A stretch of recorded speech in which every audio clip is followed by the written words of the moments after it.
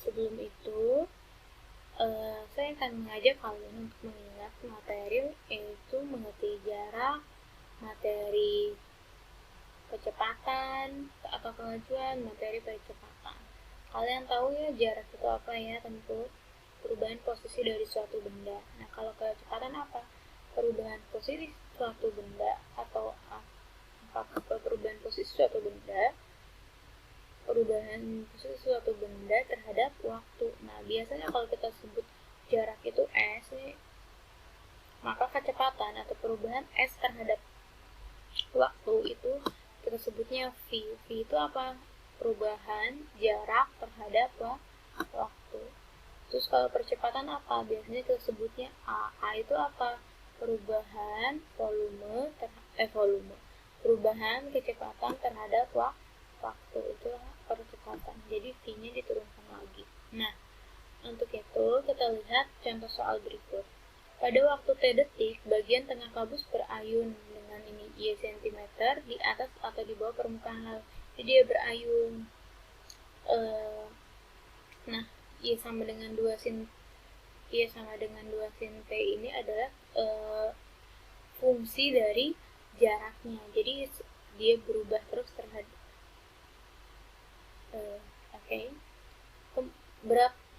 berapa kecepatan ayunan gabus pada T sama dengan 0, T sama dengan Pi per 2, dan T sama dengan Pi.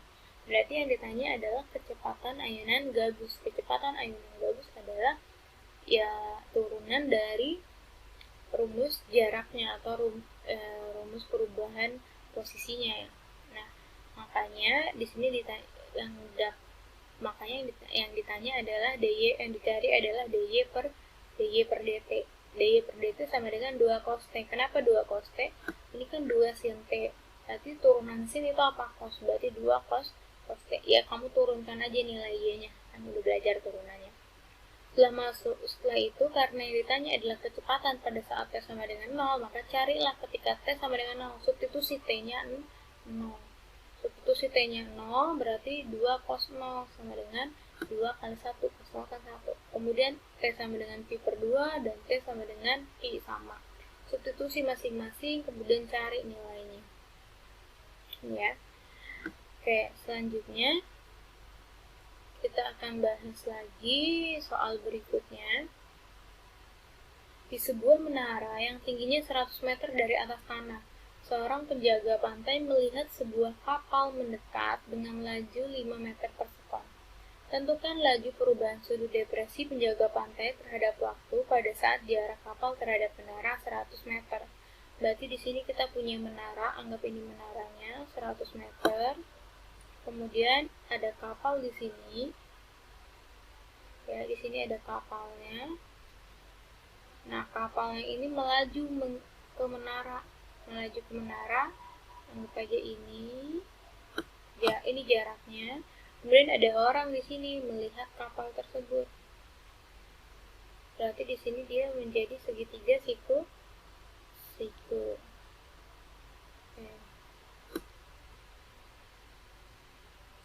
Oke, ini segitiga siku berarti ya, karena pasti tegak lurus dengan permukaan tanah.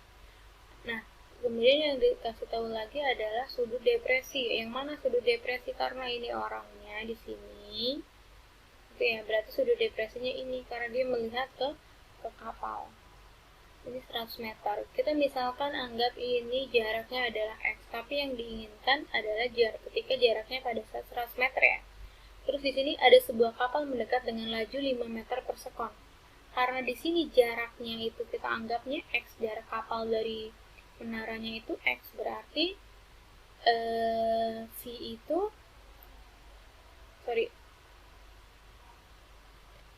lajunya kan 5 meter per sekon. Laju itu kan V ya. V-nya itu 5 meter per sekon. Nah, V itu kan kita udah tahu bahwa V itu adalah perubahan jarak terhadap waktu.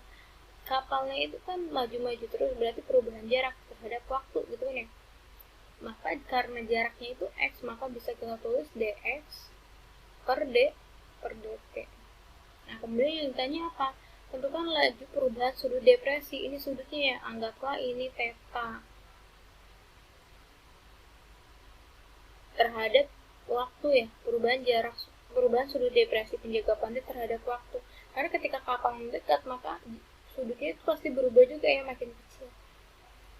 Ketika jaraknya 100 meter, berarti ketika X-nya 100, ketika X-nya 100 meter, berapakah d theta per dt-nya? Yang ditanya. Oke, kita cari dulu.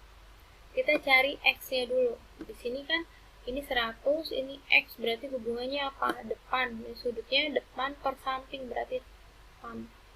Tan theta sama dengan X per 100. Maka X-nya adalah 100 kali tan theta. Oke. Nah, karena kita mau mencari dt per dt, d theta per dt, ini kalian lihat kita udah punya dx per dt ya. Kalian tahu bahwa dx per dt itu sama dengan, lihat dx-nya. X-nya dalam apa? Dalam theta kan? X-nya itu dalam theta. Berarti kita cari dulu d theta. Kita cari dulu dx, atau si x-nya itu kita turunkan terhadap theta dulu. Berarti dx per d theta a dikali apa? D theta per dt. Kan x-nya dalam theta, theta-nya dalam t gitu kan ya. Jadi dx per d theta dikali d theta per dt. Nah, kita tahu bahwa dx per dt itu adalah 5 sama dengan dx per d theta. Berarti x-nya ini kita turunkan, gitu kan ya. dx per d theta berarti 100 kali tan theta, berarti tan theta-nya pakai sifat yang kemarin ya. Turunan dari tan adalah sekan kuadrat, berarti 100 kali sekan kuadrat theta. Maka sama dengan 100 kali sekan kuadrat theta dikali d theta per dt.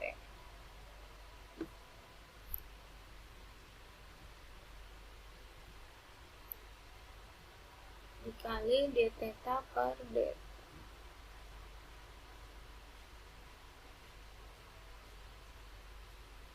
dt. Nah, maka d theta per dt sama dengan 5 dibagi 100 kali sekan kuadrat theta. Nah, tapi kita kan pengennya ketika jaraknya 100 meter, di sini nggak ada jarak. Kalian kembalikan lagi tadi kemana? Karena X itu adalah apa?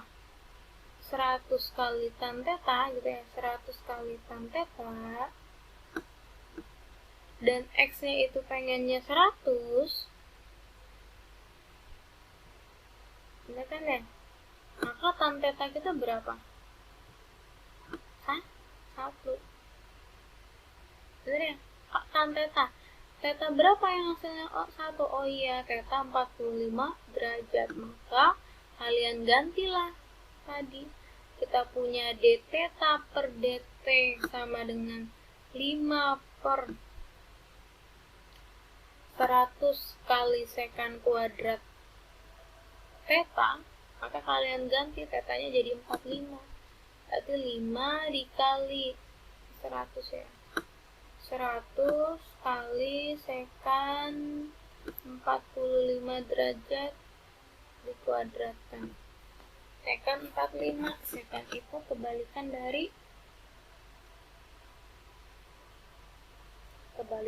cos. Berarti jadinya berapa itu? 1.